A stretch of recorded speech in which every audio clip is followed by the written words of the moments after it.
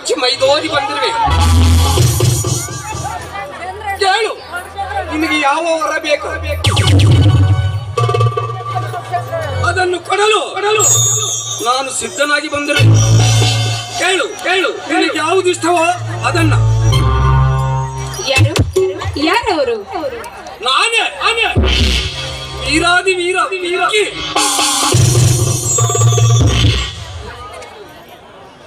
ಅಯ್ಯೋ ಅವಿವೇಕಿ, ನೀನ್ ಯಾಕೋ ಬಂದೆ ಇಲ್ಲಿಗೆ?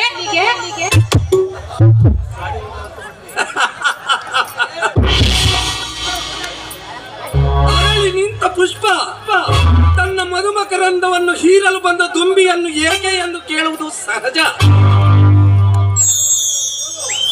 ಅದಕ್ಕೆಂದೇ ಹೇಳುತ್ತಿರುವೆ, ಕೇಳು. ನಾ ಬಂದಿರುವುದು ನಿನ್ನ ಸ್ಪರ್ಶ ಸುಖಕ್ಕಾಗಿ.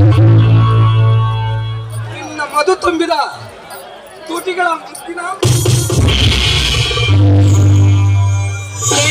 ಬೇಡ, ಕಂಡ ಹೆಣ್ಣಿನಿಂದ ಬಿದ್ದು ಕಾಡಿದರೆ ನೋಡಿದ ಜನ ಹುಚ್ಚರಿಂದ ತುಳಿದು ನಿನ್ನ ಕಲ್ಲು ತೂರಿ ಕೊಂದು ಬಿಟ್ಟರು.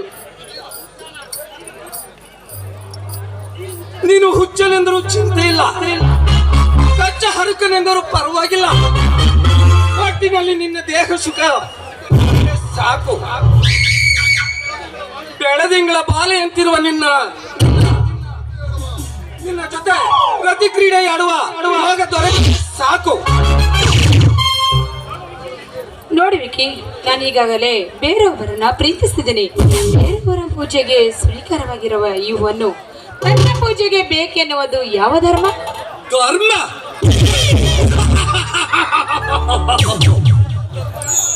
ಧರ್ಮವೆಂದು ಸಾಯಲು ನಾನೇನ್ ಧರ್ಮರಾಯನ ಮೊಮ್ಮಗನಲ್ಲ.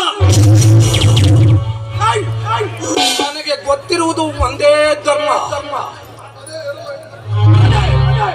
ಕೆಲವರ ಹೆಣ್ಣು ಮಕ್ಕಳನ್ನು ಕಾಡುವ ಧರ್ಮ. ಹಾಗೆ ನಿನ್ನ ಪ್ರಿಯಕರ ಯಾರೆಂದು ತಿಳಿಸಬಹುದಲ್ಲ? ಇದೇ ಊರಲ್ಲಿರುವ ಬಡ ಜನ. ಅವನ ಹೆಸರು ಪ್ರೇಮ್ ಅಂತ. ಮುಚ್ಚು ಬಾಯಿ, ಉಚ್ಚು ಎಣ್ಣೆ. ಅವನ ಹೆಸರು ಎತ್ತಿದರೆ ನಿನ್ನ ನಾಲಿಗೆಯನ್ನು ಕತ್ತರಿಸಿಬಿಟ್ಟೇನು ಹುಷಾರ್. ಬೇರೆ ಯಾರೇ ಆಗಿದ್ದರೂ ಸುಮ್ಮನೆ ಇರುತ್ತಿದ್ದೆ. ಪ್ರೇಮ್, ನಿನ್ನ ಪ್ರಿಯತಮನೆಂದ ಮೇಲೆ ನೀ ಒಂದು ಕ್ಷಣವಾದರೂ ಕೋಳಿಗಾಗಿ ಬಗಳುವ ನಾಯಿ ಈಗ ಆಡಿದ ಮಾತು ಆ ನನ್ನ ಪ್ರಿಯಕರನ ಎದುರಿಗೆ ಆಡಿದರೆ ನಿನ್ನನ್ನು ತುಂಡಾಗಿ ಕತ್ತರಿಸಿಬಿಟ್ಟರು ಆ ನನ್ನ ಪ್ರೇಮ್. ಸಾಕು ನಿಲ್ಸೆ. ನಿನ್ನ ಪ್ರಿಯತಮ ಅದೆಷ್ಟೋ ಹುಡುಗಿಯರನ್ನ ನಡು ರಸ್ತೆಯಲ್ಲಿ ಬೆತ್ತಲೆ ಮಾಡಿ ಶೀಲಹರಣ ಮಾಡಿದ ಸರದಾರ ನಾನು. ಇಂತಹದರಲ್ಲಿ ನೀನ್ ಯಾವ ಲೆಕ್ಕ? ಇನ್ನು ಕ್ಷಣಾರ್ಧದಲ್ಲಿ ಏನೊಂದೇ ನೋಡು, ಇನ್ನೊಂದು ಸಲ ಮೈ ಮುಡಿಸಿ ಮಾತನಾಡಿದರೆ ಚಪ್ಪಲಿಯನ್ನು ಹೊಡೆಯಬೇಕಾಗುತ್ತೆ. ಹುಷಾರ್. ಬರಬಿಕಾರಿ, ಬಾಯಿ ಮಾತಿಗೆ ಬಕ್ಕುವ ಹೆಣ್ಣಲ್ಲ ನೀನು. ಬಲಾತ್ಕಾರವೆಂಬ ಬಾಂಬೆ ನಿನಗೆ ಮತ್ತು ಹೋಗು. ನಿನ್ನ ಪ್ರಿಯಕರನನ್ನು ಈ ವಿಕ್ಕಿ ನನ್ನ ಮಾನ ಕಳೆಯುತ್ತಿದ್ದಾನೆ. ಬಾ ಪ್ರಿಯಕರ ಎಂದು ಅವನಿಗೆ ಖಂಡಿಸ್ತಾನ. ವಿಕಾರ ನನ್ನ ಚಕ್ರವ್ಯೂಹವನ್ನು ಭೇದಿಸಿ ನನ್ನೆದುರಿಗೆ ನಿಂತು ನನ್ನನ್ನು ಗೆದ್ದು ನಿನ್ನನ್ನು ಬಿಡಿಸಿಕೊಂಡು ಹೋಗಲಿ. ಇಲ್ಲ, ನಿನ್ನನ್ನು ನನಗೆ ಅರ್ಪಿಸಿ ಎಲ್ಲಿಯಾದರೂ ತಲೆಮರೆಸಿಕೊಂಡು ಹೋಗಲಿ. ಹೋಗು.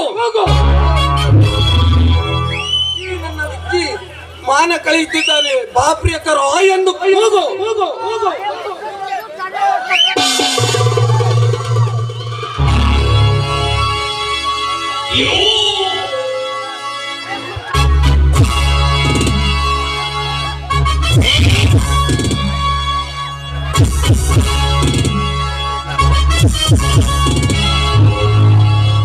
ಇದು ಹೂವಿನ ಲೋಕವೇ,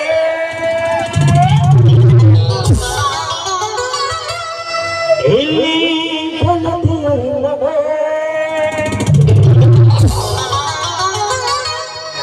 ಹೇಗೆ ನಾಡದಿ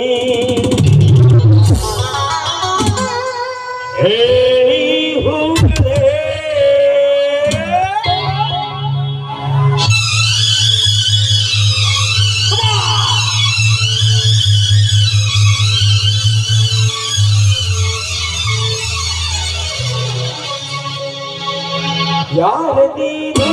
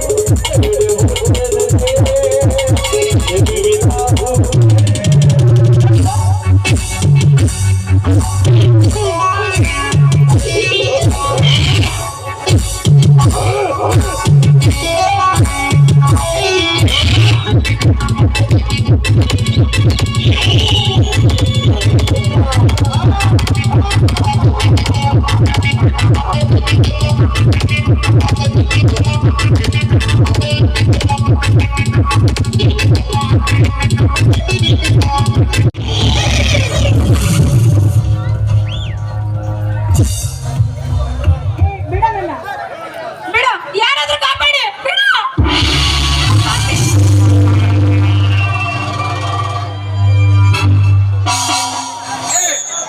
ಯಾಕಂದಿದ್ಯಾ ಮರಿ? ಹೊರಗಡೆ ಹೋಗಕ್ಕಾಗಲ್ಲ. ಈಗ ತೋಳದ ದೊಡ್ಡಿಯಲ್ಲಿರೋ ಕುರಿ ಮರಿ, ಹೊರಗಡೆ ಹೋಗೋ ಪ್ರಯತ್ನ ಮಾಡಬೇಡ ಮರಿ. ಸುಮ್ನೆ ಸರೆಂಡರ್ ಆಗು. ಏನು ಸರೆಂಡ್ರ? ಆ ಮಾತನ್ನು ಕನಸಿನಲ್ಲಿ ನೆನೆಸಿಕೊಳ್ಳಬೇಡ. ಶೀಲವತಿಯರ ಮಾನ ಹರಾಜಕ್ಕೂ ನಿನ್ನಂತ ಪೋಲಿ ಪೈಲ್ವಾನನನ್ನು ಬೋಟಿನಲ್ಲಿ ಹೊಡೆದು ಬೋಟಿ ತೆಗೆಯುವ ತೀರ ಅನ್ನೋದನ್ನು ಮಾತ್ರ ಮರೆಯಬೇಡ.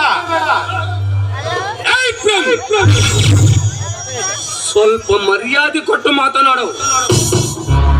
ಮರ್ಯಾದೆ? ತಾನಾಗಿ ಒಲಿದು ಬಂದ ಹೆಣ್ಣನ್ನು ಮಾತ್ರ ಪ್ರೀತಿಸಬೇಕನ್ನೋ ನೀತಿನ ಗೊತ್ತಿರೋದಿರೋ ನಾಯಿಗ್ಯಾಕ ಮರ್ಯಾದೆ? ಮರ್ಯಾದೆ ಕೊಟ್ಟು ನಮ್ಮಲ್ಲಿರುವ ಮಾನವತೆಯನ್ನು ಕಳೆದುಕೊಳ್ಳುತ್ತಿಲ್ಲ. ಹಟ್ಟಿನ ಹೊಡೆದು ದೇಶ ಕಟ್ಟಿಕೊಳ್ಳದೆ ಉತ್ತಮ ಅಲ್ಲವೇನು?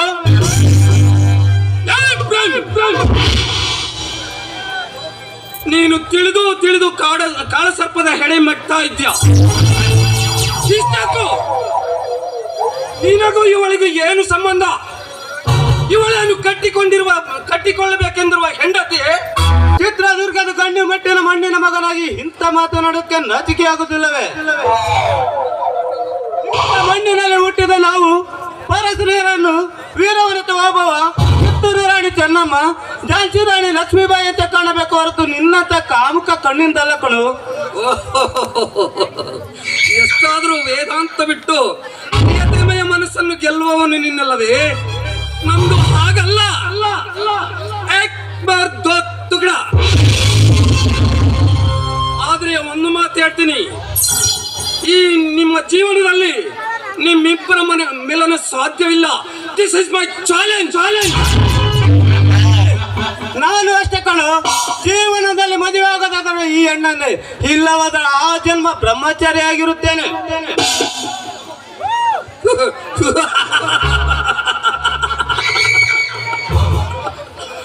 ಐ ಐ ಐ ನೀನು ಛಲತೊಟ್ಟ ಛಲಗಾರ, ನೀನಾಗಲಾರೆ ನನ್ನೆದುರು ಉದ್ಧಾರ.